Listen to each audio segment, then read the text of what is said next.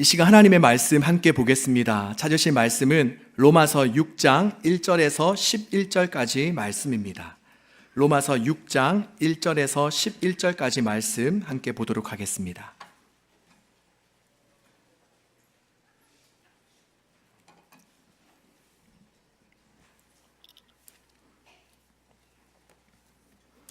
로마서 6장 1절에서 11절까지 말씀 한 절씩 교독하도록 하겠습니다. 그런즉 우리가 무슨 말을 하리요? 은혜를 더하게 하려고 죄에 거하겠느냐?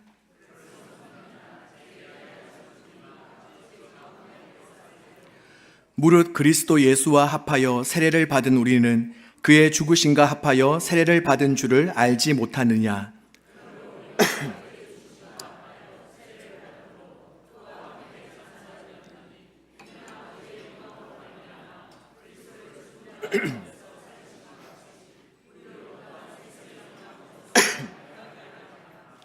만일 우리가 그의 죽으심과 같은 모양으로 연합한 자가 되었으면 또한 그의 부활과 같은 모양으로 연합한 자도 되리라.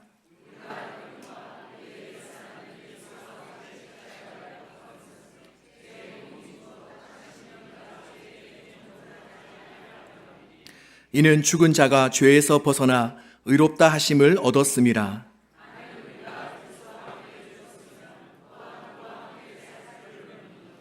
이는 그리스도께서 죽은 자 가운데서 살아나셨음에 다시 죽지 아니하시고 사망이 다시 그를 주장하지 못할 줄을 알미로다.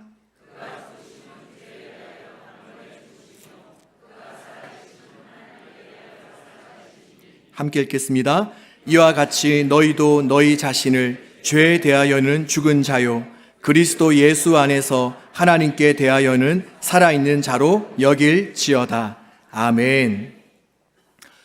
어릴 때 부모님을 잃고 고모의 손에 자란 한 소녀가 있었습니다. 고모는 결혼도 하지 않고 어린 조카를 정성스레 길렀습니다. 소녀는 자라서 고등학생이 되었고 또한 친구의 전도를 받아서 교회를 다니게 되었습니다. 그리고 이 소녀가 믿음을 갖게 되자 고모와의 관계가 좋지 않는 것이 항상 마음에 걸렸습니다. 사춘기 조카는 조카대로 잔소리가 심한 고모에게 반항심이 커졌고 또 고모는 고모대로 하라는 공부는 하지 않고 교회에 가는 것을 못마땅하게 생각했습니다. 교회에 가면 고모에게 잘못한 일을 회개하고 또한 잘해야겠다고 결심했지만 집에만 가면 좀처럼 마음먹은 대로 잘 되지 않았습니다.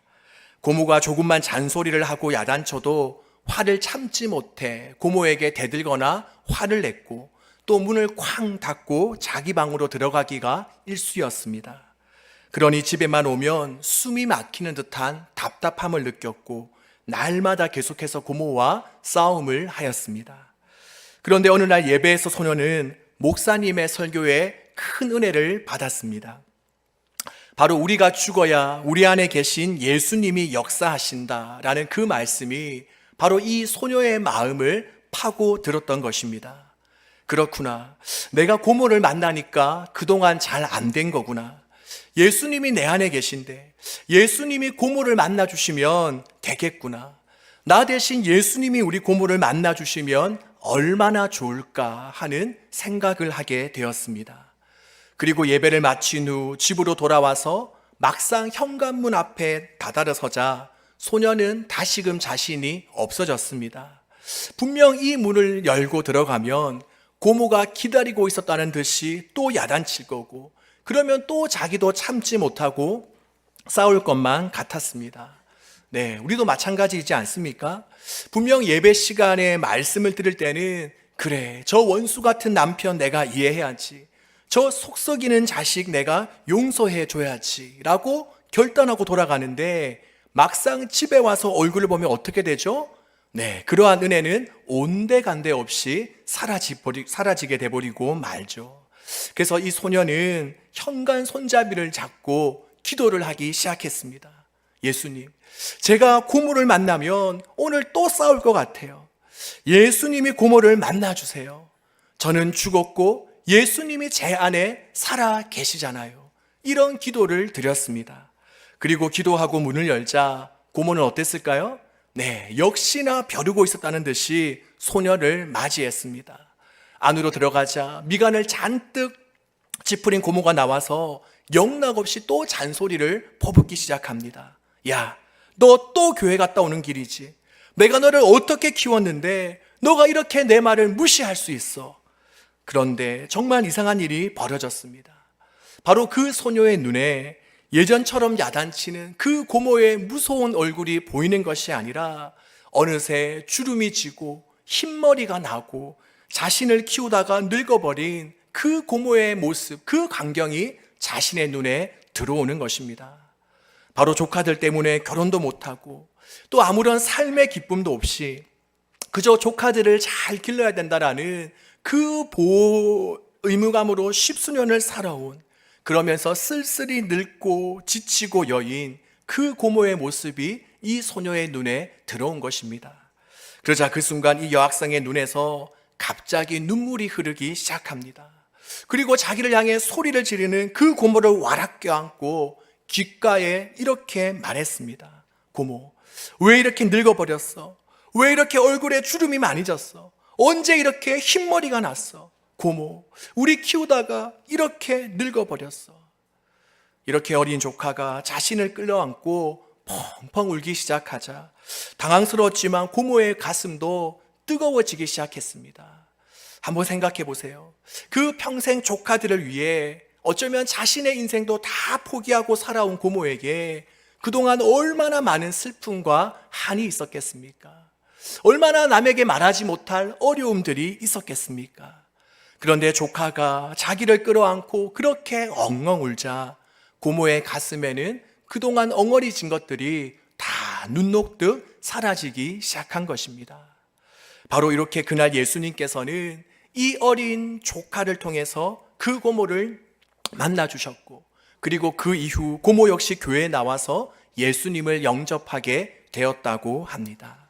여러분, 지금 이 이야기가 우리에게 말씀해 주는 것은 무엇입니까? 바로 내가 죽고 내 안에 계신 예수님이 살아날 때에 그때 비로소 우리의 삶 속에 놀라운 변화가 일어난다는 것입니다. 여러분, 이 여학생이 자신은 죽지 않고 계속해서 자신에게 잔소리치고 교회 가지 못하게 하는 그 고모에게 다가가니 어떻습니까? 날마다 이 여학생의 자아와 또 고모의 자아가 부딪혀서 관계가 점점 나빠지기만 하는 것이죠. 하지만 자신의 자아는 죽고 바로 자신의 안에 계신 그 주님과 고모가 만나니 어떻게 됩니까? 바로 관계가 회복되고 결국 그 고모의 마음이 열려서 결국 주님을 만나게 되는 역사가 나타나는 것입니다. 여러분, 이것은 우리도 마찬가지입니다. 왜 우리가 신앙생활을 오랫동안 하고 교회를 다녀왔지만 우리에게 예수님의 흔적과 역사가 좀처럼 잘 나타나지 않습니까?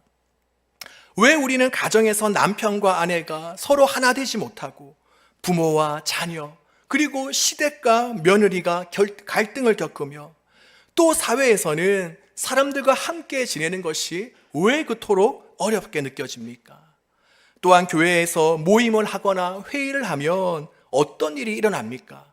꼭 섭섭한 일이 일어나게 되죠. 그러면서 누가 나에게 상처를 주었니? 받았니? 이런 말들이 왜 생겨나는 것입니까? 그 이유는 바로 우리가 죽지 않았기 때문입니다. 우리의 자아가 시퍼렇게 살아있기 때문입니다. 우리가 예수님을 내 마음에 모시고 영접했다고 고백하면서도 여전히 내 생각과 내 마음과 내 뜻과 내 고집대로 하려고 하는 그 습성들이 우리 안에 남아있기 때문입니다. 초대교회도 마찬가지였습니다. 빌립보 교회에는 아주 훌륭한 유오디아와 순두계라는 충성스러운 두 여인이 있었습니다. 하지만 바울은 이 여인을 향해 뭐라고 말합니까? 빌립보서 4장 2절에 보면 내가 유오디아를 권하고 순두계를 권하노니 주 안에서 같은 마음을 품어라. 주 안에서 같은 마음을 품어라. 분명 두 여인다. 교회를 위해 충성하고 헌신하고 봉사하는 여인들이었지만 각자가 자기의 방식, 자기의 생각이 옳다고 여겼기에, 즉 내 모습 가운데 주님의 모습은 온데간도 없고 여전히 내가 살아있기에 오히려 그러한 열심과 열정으로 인하여서 교회는 더 큰 어려움에 빠지게 되는 것입니다. 그러기에 여러분, 우리의 신앙생활 가운데, 우리의 교회 생활 가운데 물론 열정도 좋고 정말 사랑하는 마음도 좋지만 어쩌면 그보다 더 중요한 것은 무엇이냐? 바로 그것은 그리스도와 함께 죽고 함께 살아가는 것입니다. 바로 나는 죽고 내 안에 온전히 예수님만 드러나는 삶을 살아가는 것입니다. 바로 우리가 그런 삶을 살 때에 그 사랑과 그 교회를 통해서 예수님께서 역사하시고 예수님께서 온전히 드러나시는 것입니다. 그래서 실제로 많은 사람들이 부단히 자신을 죽이려는 노력을 합니다. 여기 계신 분들도 그런 노력 다 해보지 않았습니까? 끊임없이 자신의 육적인 모습을 죽여서 성숙한 사람이 되려는 노력들을 다 할 것입니다. 그런데 여러분, 바로 이런 생각은 부분적으로는 맞지만 사실 성경이 말하는 성숙과는 다릅니다.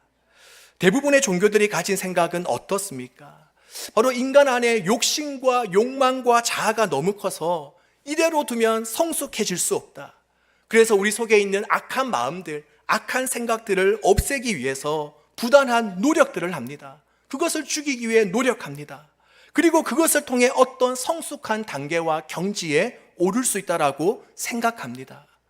그 대표적인 것이 바로 불교이죠.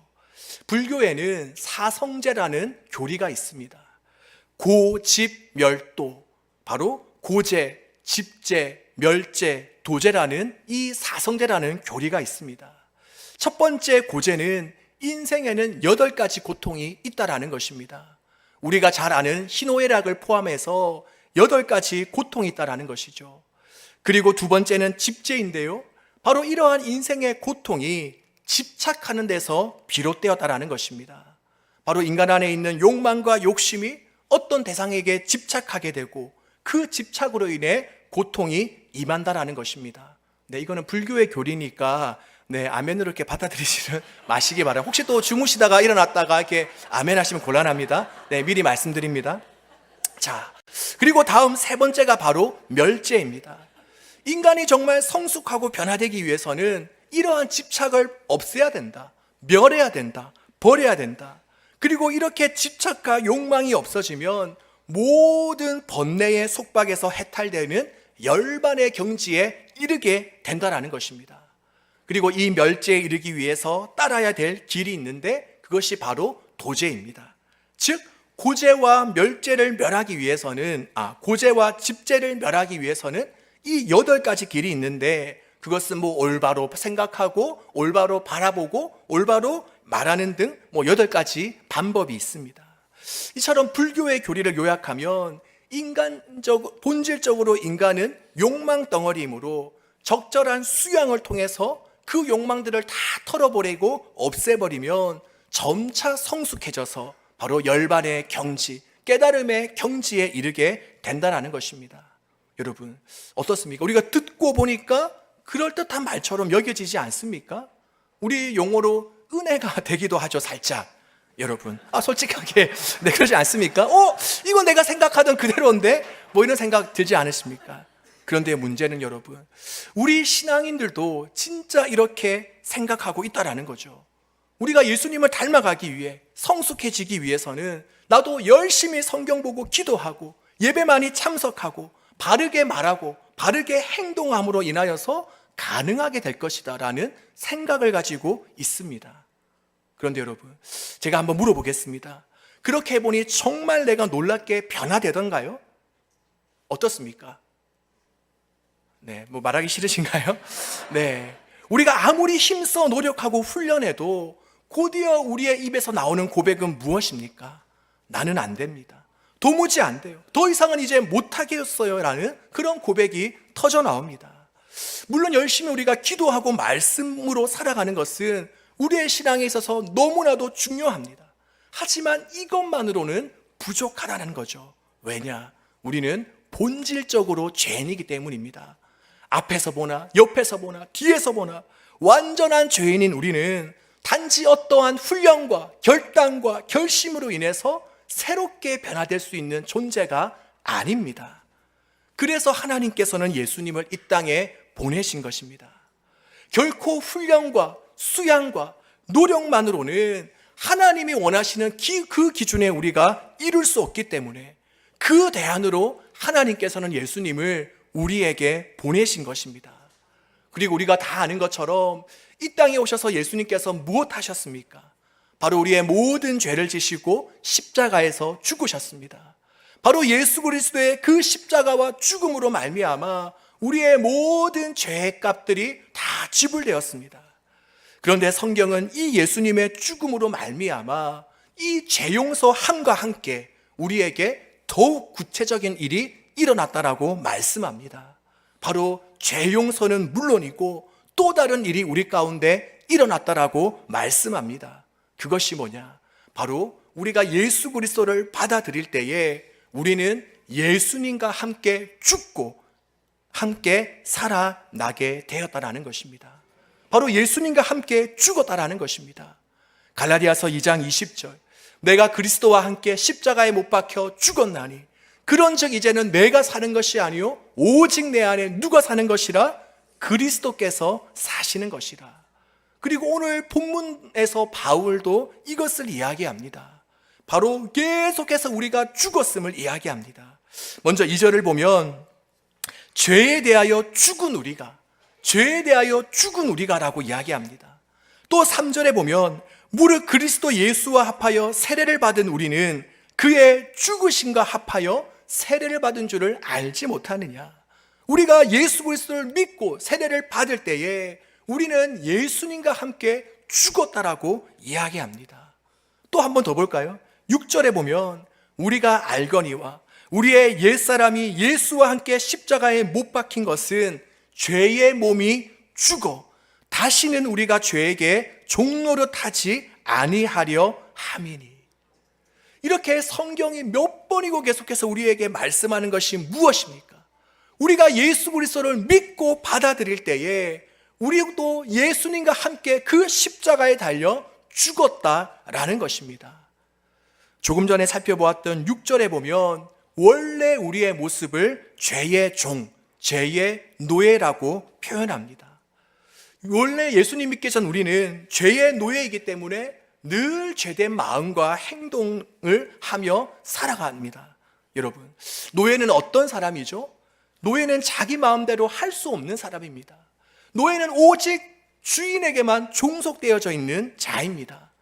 그러기에 우리가 예수 믿기 전 죄의 종, 죄의 노예라는 것은 무슨 말이냐? 바로 주인인 죄에게 붙잡혀서 결코 자신의 뜻대로 살 수 없는 존재라는 것입니다. 바로 죄 짓는 것 말고는 결코 할 수 없는 존재라는 것이죠. 바로 이것이 예수님을 믿기 전 우리 모두의 상태입니다. 너무나도 비참하지 않습니까? 그러기에 죄의 노예인 인간은 그저 육신이 원하는 대로, 세상이 원하는 대로 살 수밖에 없습니다. 죄가 죄라는 인식도 없고 또 설령 그것을 약간 인지한다 하더라도 육신의 종으로, 육신의 노예로 죄에 매여 있기 때문에 결코 죄가 쳐놓은 그 죄의 테두리 안에서 벗어날 수 없는 것입니다. 그러기에 모두 이런 상태에서 벗어나기 위해서 자꾸만 어떤 수련과 단련을 통해서 자신의 정욕과 탐심과 욕심을, 자신을 죽이려고 하는 것입니다. 그래서 불교인들도 그리고 많은 종교인들도 자신을 죽이려고 무지무지 애를 씁니다. 어쩌면 우리 기독교인도 마찬가지입니다. 그러나 오늘 본문은 뭐라고 말합니까?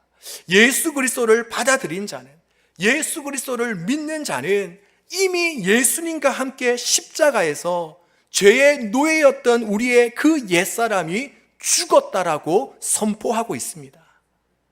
우리에게는 예수님과 함께 죽었다라는 그 감정과 느낌이 없을 수 있지만 성경은 말씀하기를 더 이상 너희는 죄의 노예가 아니다. 죄의 종이 아니다. 너의 옛자는 죽었다. 예수님께서 십자가에 못 박히실 때에 함께 죽었다라고 말씀하고 있는 것입니다. 여러분, 이것이 기독교와 다른 종교의 차이입니다. 다른 종교는 자신을 죽이기 위해 노력합니다. 밥도 굶고 잠도 안 자고 막 어떨 때는 자기를 때려가고 자기를 핍박하며 부단히 노력합니다. 하지만 그래도 죽지 않습니다. 죽은 것 같아가도 어느새 또 나타납니다. 그래서 부단한 노력 뒤에 찾아오는 감정은 바로 허무감, 좌절감입니다. 절망감입니다. 나는 안 되구나. 나는 어쩔 수 없구나. 이게 인간의 어쩔 수 없는 한계이구나. 그러면서 또다시 처음 상태로 돌아가는 것이죠. 하지만 우리 기독교는 다릅니다. 주님은 우리가 예수님을 믿고 영접함으로 말미암아서 이전보다 조금 더 나은 존재, 한 단계 성숙한 존재로 우리를 만들어 주신 정도가 아니라 완전히 우리를 새로운 존재로 바꾸어 주셨습니다. 이전에는 죄밖에 모르고 죄밖에 지울 줄 몰랐던 그 죄의 노예였던 옛자아는 십자가에서 함께 못 박아 죽게 하시고 완전한 새 것으로 하나님의 자녀로 우리를 변화시켜 주신 것입니다. 고린도후서 5장 17절, 그런즉 누구든지 그리스도 안에 있으면 새로운 피조물이라. 이전 것은 지나갔으니 보라 새 것이 되었도다. 그러기에 바로 우리가 하나님의 자녀가 되었다라는 의미는 무엇이냐? 단지 천국에 갈 수 있는 정도가 된 것이 아니라, 천국 갈 티켓만 얻은 정도가 아니라, 지금까지는 내가 죄에 속해서 죄의 노예로 살았지만, 그래서 그저 죄가 휘두른 대로 내 육신이 원하는 대로 살았지만, 이제는 그 죄에 대해서 죽고 예수님과 함께 살아남으로 말미암아 더 이상 죄에 질질 끌려다니지 않아도 되는 전혀 다른 존재로 지음 받았다라는 것입니다. 그런데 여러분, 이것을 받아들이는 것이 참 쉽지 않습니다. 왜냐? 예수님을 믿은 후에도 그동안 우리가 죄의 노예로 살아왔던 시간의 흔적들이 아직 우리에게 남아있기 때문입니다. 여러분, 혹시 산낙지 드셔보셨습니까? 예, 뭐 다 드셔보셨죠? 예, 갑자기 막 산낙지가 생각나고, 네, 어떻습니까? 분명 낙지가 산산조각이 나서 죽었지만, 그래도 처음엔 어떻게 보이죠? 마치 꿈틀대며 살아있는 것처럼 보이지 않습니까? 바로 우리 역시 마찬가지로 예수님을 내가 영접함으로 나의 옛자아는 십자가에 못 박혀 죽고 말았지만, 예수님을 믿은 이후에도 바로 나의 옛사람의 흔적들, 습관적인 죄의 모습들을 보며 나는 죽지 않았구나 라고 생각하는 것입니다. 하지만 여러분, 주님께서 우리에게 말씀하십니다. 로마서 6장 11절에 보면 뭐라고 이야기합니까? 이와 같이 너희도 너희 자신을 죄에 대하여는 죽은 자요, 그리스도 예수 안에서 하나님께 대하여는 살아있는 자로 여길지어다.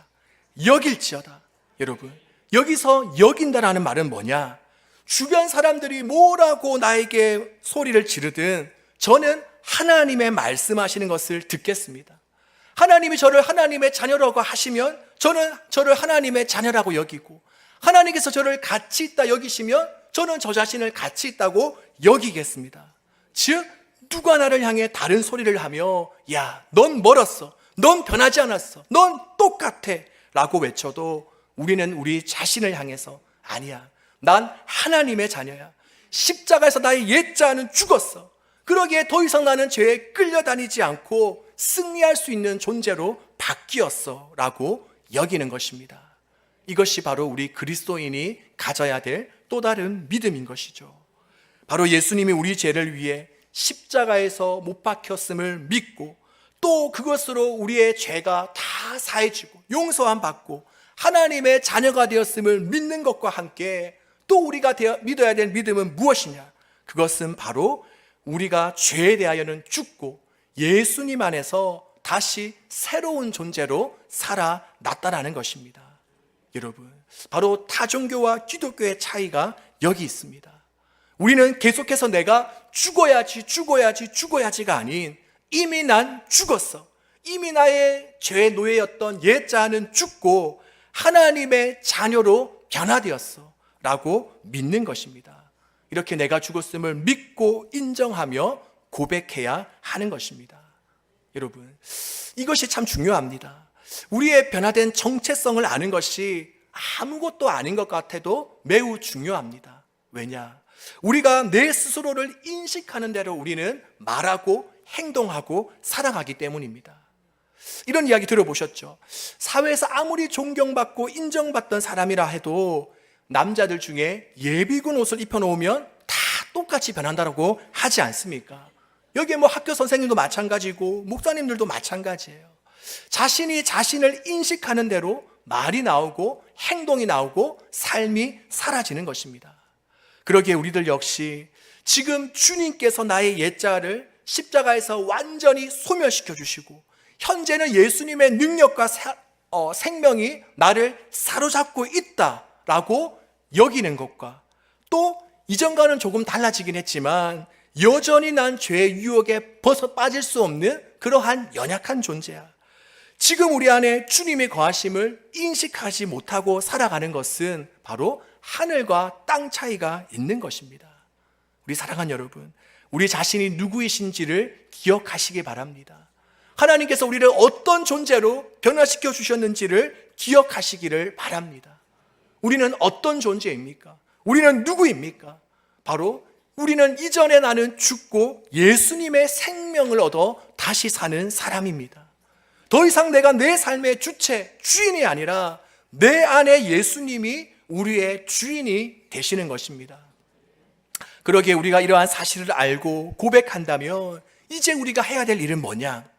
바로 내 안에 나는 죽고 주님이 살아있음을 고백하며 이제 우리는 마음을 다해 주님을 따르고 주의 가르침에 귀를 기울이며 온전히 나를 주님께 드려 주님이 우리의 전부가 되는 데에 되시도록 해야 됩니다. 이제 우리에게 남은 유일한 선택이 있다라면 주님, 저는 죽었습니다. 제 안에 주님이 계십니다라고 고백하며 매 순간 우리 안에 계신 주님께서 주님의 목적과 영광을 이루시도록 주님께 나를 맡겨드리는 것밖에 없는 것입니다. 하지만 여러분, 많은 그리스도인들이, 저를 포함한 많은 그리스도인들이 주님을 알고 신뢰하고 사랑한다라고 고백하지만 정작 주님을 주인으로 여기며 살지 않습니다. 그저 주님을 나의 조력자로, 어려움이 생기면 주님 찾고 죄 지으면 내 죄를 씻어달라고 부탁하고 또 답답하고 힘든 일이 있을 때만 주님을 찾고 부르짖을 뿐입니다. 그리스도를 영접했지만 주님께 내 모든 것을 최종적으로 맡기지 않습니다. 지금 저와 여러분의 경우는 어떠합니까? 여전히 지금도 주님이 우리의 주인 되시고 주체로 우리 가운데 거하십니까? 우리가 예수님을 주인으로 고백하며 살아가지만 여전히 내 모든 삶의 최종 결정권자는 나 자신이지는 않습니까? 여러분, 오늘 이 바울의 고백이 우리의 고백이 되었으면 좋겠습니다. 내가 그리스도와 함께 십자가에 못 박혔나니 그런즉 이제는 내가 사는 것이 아니요 오직 내 안에 그리스도께서 사시는 것이라. 주님, 저는 죽었습니다. 주님께서 2000년 전 십자가에 못 박히실 때에 그날 저도 함께 죽었습니다. 이제 저는 죽고 제 안에 주님의 거하시니 주님께서 저의 모든 생각과 마음과 계획과 또한 발걸음을 인도하여 주시옵소서. 온전히 주님 뜻대로 저를 사용하여 주시옵소서. 저와 여러분의 고백 되시기를 간절히 소망합니다. 우리 함께 이 시간 찬양 한 곡 부르면서 기도하는 시간 잠깐 가지도록 하겠습니다. 우리 시선이라는 찬양, 우리 1절만 우리 함께 부를 텐데요, 우리 이 가사의 고백처럼 그동안 나를 바라보든 나를 주목하며 나에 대해서 연민을 가지고 항상 나를 사랑했던 것에서 이제는 눈을 우리가 주님께로 좀 돌리는, 우리의 시선을 나에게서 주님으로 고정시키는 그런 시간 되었으면 좋겠습니다.